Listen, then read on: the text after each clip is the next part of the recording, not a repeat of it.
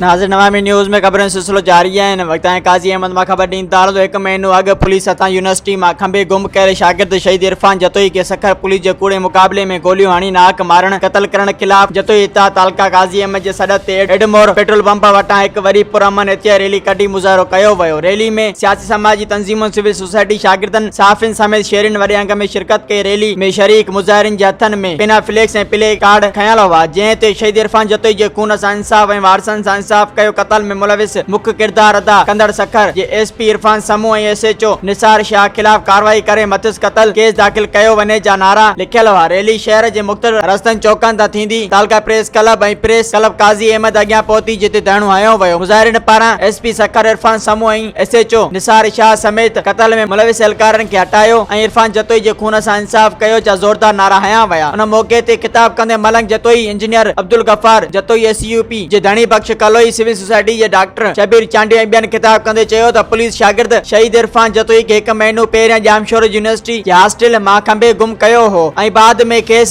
Sukkur police जे SP Irfan समूह ऐं SHO Nisar Shah खेस पुलिस जो कूड़ो जड़तो मुक़ाबलो ॾेखारे केस मारे छॾियो जेको सरासर वॾो ज़ुल्म आहे। हिननि चयो त हीउ हिकु शहीद इरफान जतोई जो क़त्ल न आहे पर सिंध जे शऊर जो क़त्ल आहे। जेकॾहिं सिंध पुलिस जा ज़िम्मेवार ऑफिसर बि अहिड़ा कारनामा सर अंजाम ॾियणु शुरू कंदा त बेगुनाह शागिर्दनि खे खंबे कूड़नि मुक़ाबलनि में मारींदा त पोइ यकीनन सिंध ऐं सिंधी जी तालीम तबाह थी वेंदी ऐं केरु पंहिंजनि गबरू नौजवाननि खे तालीम लाइ यूनिवर्सिटियुनि ॾांहुं मोकिले लाश खणणु न चाहींदो। हिननि त आईजी शहीद इरफान जतोई जे नाहक क़त्ल खिलाफ जेका कमेटी जोड़ी आहे असां उन कमेटी खे रद्द कयूं था ऐं मुतालबो था कयूं chief justice of Pakistan army chief वज़ीर आज़म पाकिस्तान वज़ीर आला सिंध खां त जुडिशनल इंक्वायरी कराई वञे ऐं शहीद शागिर्द इरफान जतोई जे क़त्ल में मुलविस एसपी सखर इरफान समूह एसएचओ निसार शाह खे नौकरियुनि तां हटायो वञे ऐं मथनि शहीद इरफान जतोई जे क़त्ल जो केस दाख़िल करे गिरफ्तार करे केन कानून जे कटड़े में हाणे सख्त खां सख्त सज़ा ॾिनी वञे त जीअं अॻिते लाइ कंहिं बेगुनाह गबरू शागिर्द खे पुलिस जे कूड़े मुक़ाबले में न मारियो वञे। हिननि चिता ॾिनो त शहीद इरफान जतोई जे वारसनि सां जेसीं ताईं इंसाफ़ नथो थिए तेसीं ताईं समूरे सिंध में एहतिजाजी मुज़ाहिरा थियणा जारी रहंदा। जॾहिं त रैली में सियासी समाजी अॻवाननि पीटीआई अॻवान मीर हज़ार जतोई एसयूपी जे एमपी डायरी अवामी प्रेस क्लब नवाब